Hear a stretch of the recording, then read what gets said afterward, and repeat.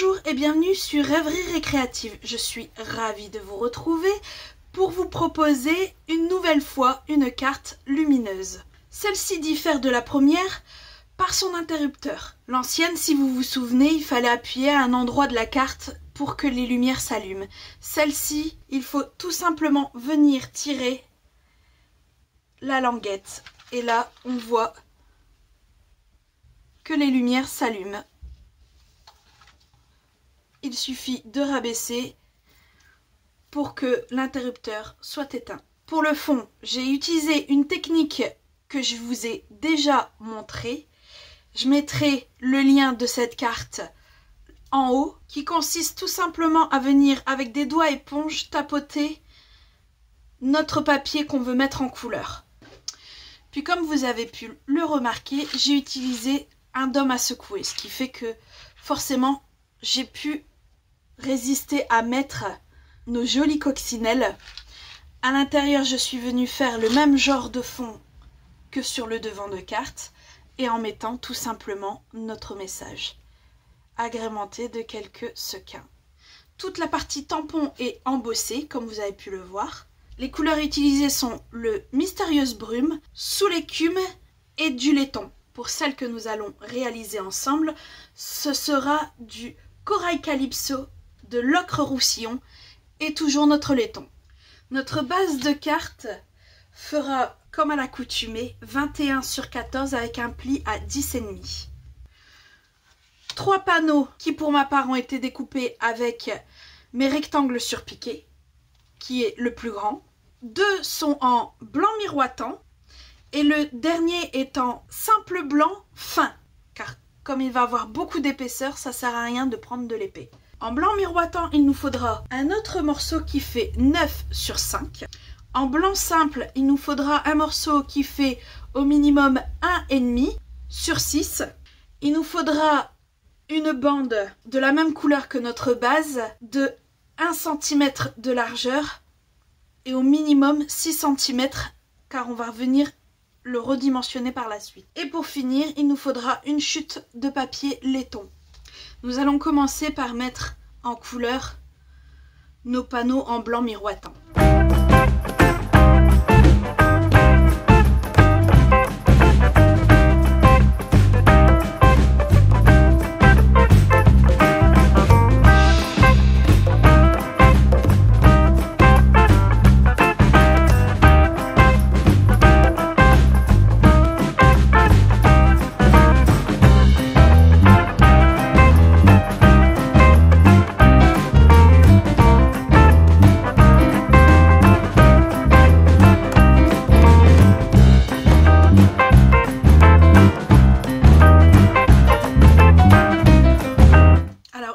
Qu'on en est arrivé là, il vous faut un mélange d'alcool et de peinture chatoyante, ce qui va vous donner ceci.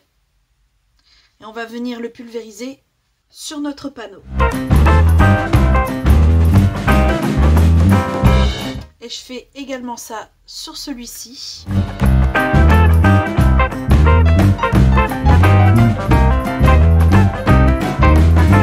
Il me reste à mettre en couleur le petit panneau et pour ça il faut que je détermine lequel je veux sur le devant de carte. Je vais prendre celui-ci et je vais essayer de calquer la partie centrale sur ce morceau de papier-ci.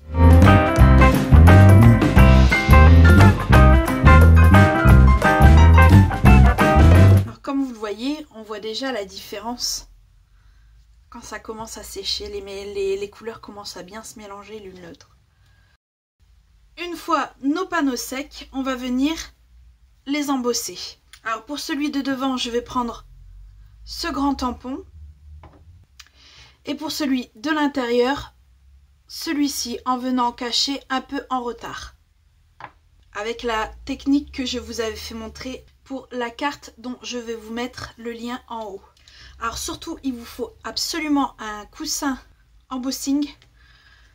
Car comme on vient d'utiliser des choses humides, pour pas que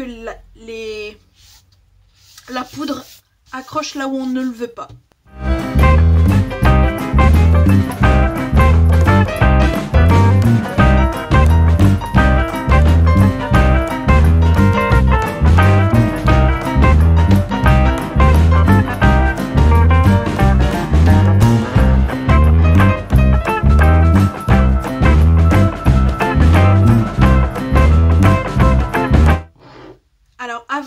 passer au tampon de celui-ci. On va venir perforer notre jarre dans notre panneau de devant. Et pour cela, on va venir tout simplement repérer le milieu.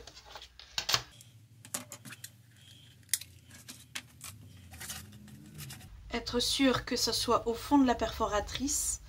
Notre repère est là. Et on va faire ça à l'œil. Essayez de voir où est le milieu. Pour moi, cela me semble bien. Et je perce. Alors pour celui-ci, on va venir centrer à l'arrière, plus ou moins comme ceci. Voilà. Là, je suis bon. Là aussi. Et je viens placer un petit morceau de washi tape. Je sais que mon tampon ne doit pas dépasser la jarre.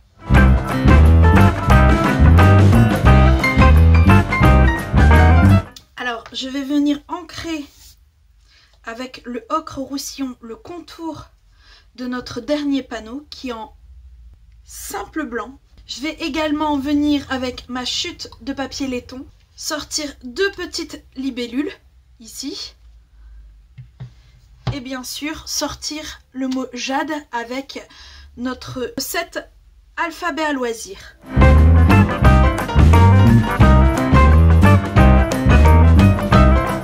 Voilà, maintenant nous pouvons nous attaquer officiellement au circuit pour les lampes. Pour cela, il nous faut du cuivre en bande adhésif, une pile CR2016, 3 lampes. L'autre carte lumineuse, les LED étaient comme ceci. C'était des tout petits carrés que j'avais eu énormément de mal à manipuler. Mais cette fois-ci, je les ai choisis avec un système un peu plus grand, ce qui est bien plus pratique. Alors, dans tout ça, il faut déterminer où mes lampes vont être exactement. Donc, je vais revenir avec mes 2 morceaux là, que je vais réassembler comme j'avais fait pour le tampon. Je vais aligner mes 2 grands panneaux, puisqu'ils sont identiques. Je vais prendre un tapis.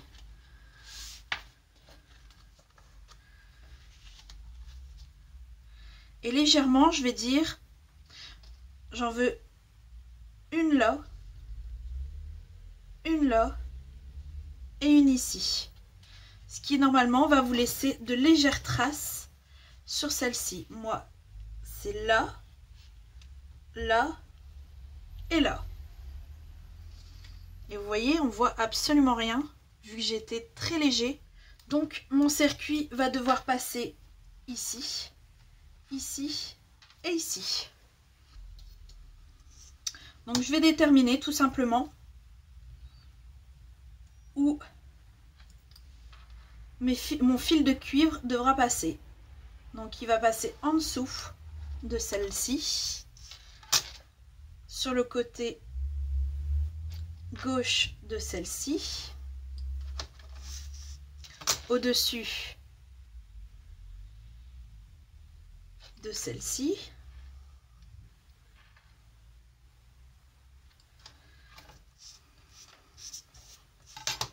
j'ai été trop loin dans mes traits.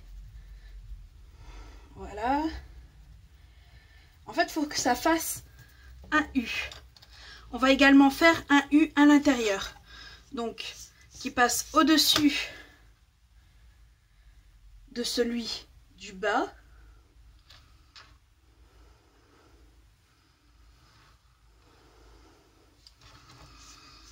Sur le côté droit,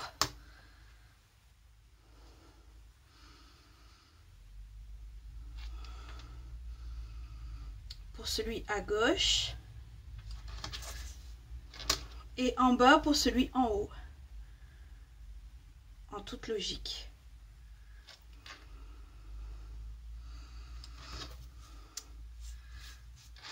là, ça va revenir.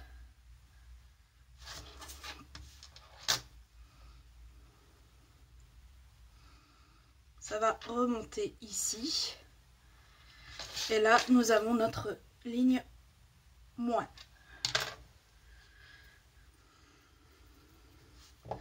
Pour achever la plus, on va revenir, que je ne dise pas de bêtises, sur le côté.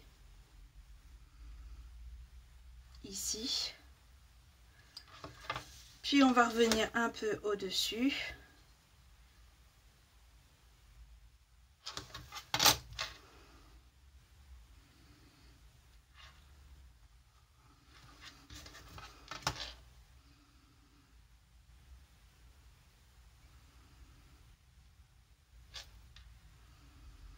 Voilà. Et normalement, elle s'achève ici.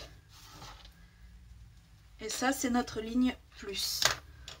Alors, quand on va prendre hop, notre pile, en fait, le cuivre va passer en dessous pour le moins et elle va s'achever au-dessus pour le plus.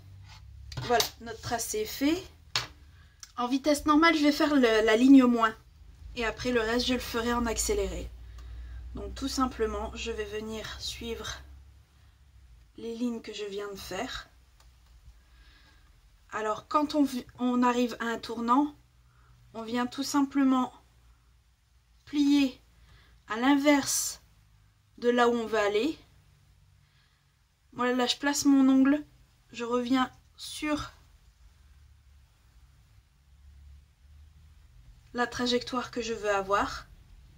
Et normalement, le coude est fait. Et on procède comme ça à chaque tournant. Après, vous pouvez tout simplement casser le fil et revenir droit si vous n'arrivez pas à faire ce que j'ai fait.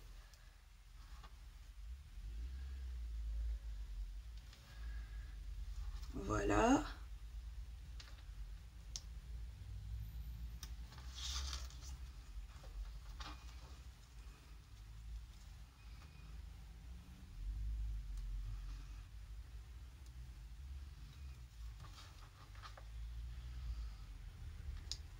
Et on vient tout simplement casser notre fil. Je repasse dessus pour être sûr que tout est bien collé. Et notre ligne moins est faite. Il ne reste plus qu'à faire la plus.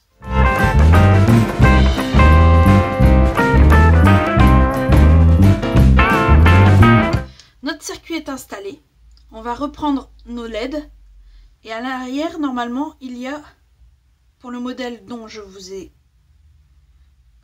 je vous ai donné,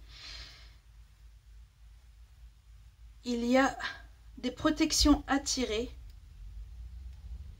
comme ceci. Alors on a dit que le moins c'était celui-là. Si vous voyez bien, il y a un tout petit moins au-dessus de la LED et un tout petit plus en dessous.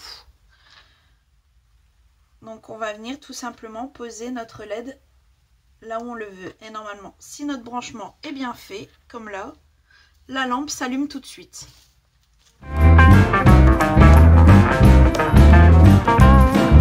Et voilà le résultat. Là, à l'heure actuelle, pour éteindre, il suffit de bouger la pile. On va venir lui faire son système d'interrupteur. Il nous faudra nos deux bandes, celle qui fait 1 cm sur 6 et celle qui fait 6 sur 1,5. On va reprendre notre massicot, mais pour son outil de marquage. Car sur la bande blanche, on va venir lui faire des marques à 1, 2, 4 et 5. On va revenir avec notre circuit. Et sur le haut, on va lui prendre le milieu, qui est à 6,5.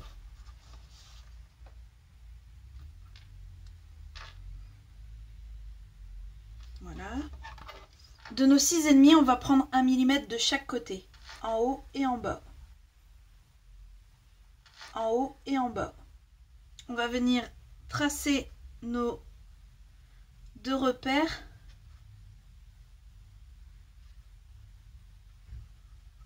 Voilà.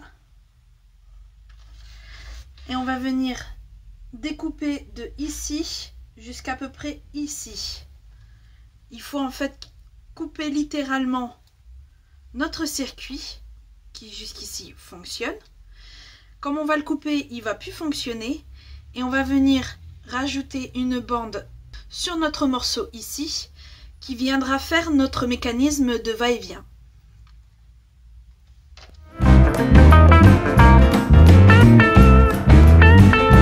Alors notre bande qu'on a marquée, on va venir lui plier absolument tout. Voilà. Et en fait, vous devez le plier pour avoir ceci. Comme ceci à l'intérieur. Les 2 pattes. Voilà. Et caler en haut.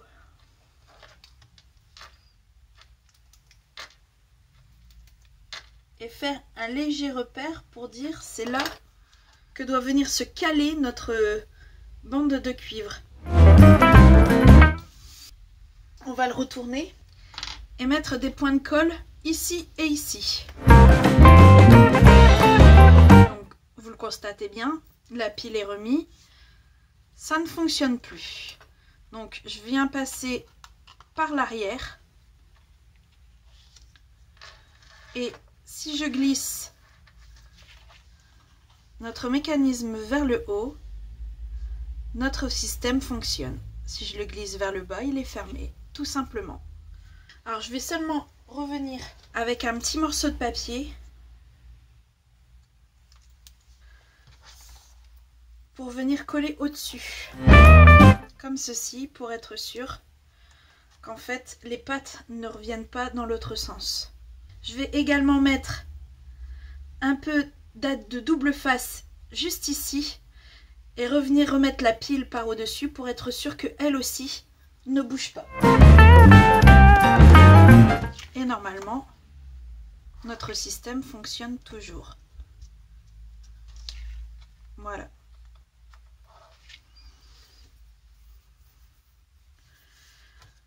Je vais venir coller notre bande juste ici.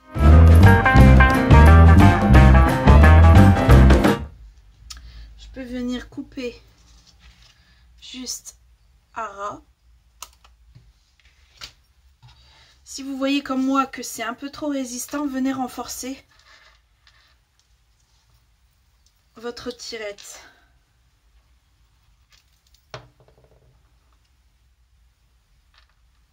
Bon, normalement, comme je n'ai rien touché ici,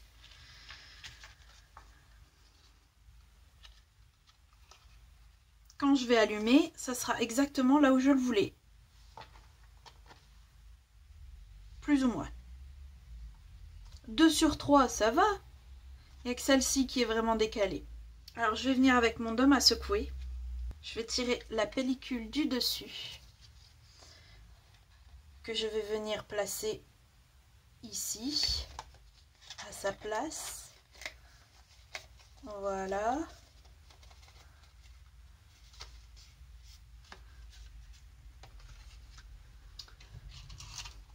Je vais prendre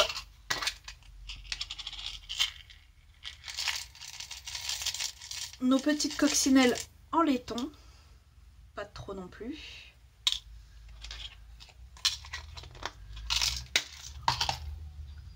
Je vais les placer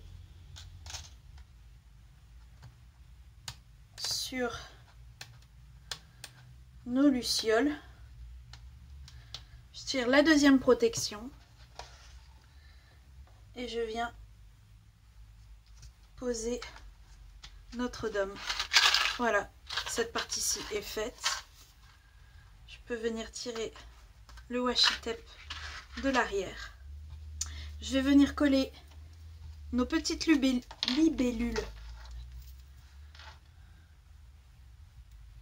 sur notre tirette.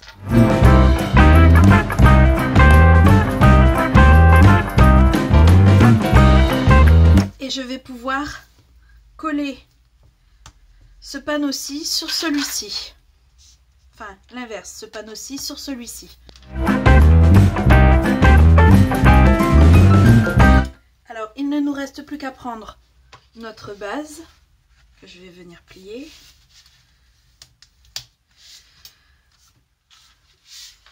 De venir coller notre devant de carte sur le devant, tout simplement. Et le joyeux anniversaire à l'intérieur. À coller le prénom juste au-dessus de la jarre. Et je vais venir également mettre des sequins en dessous de joyeux anniversaire.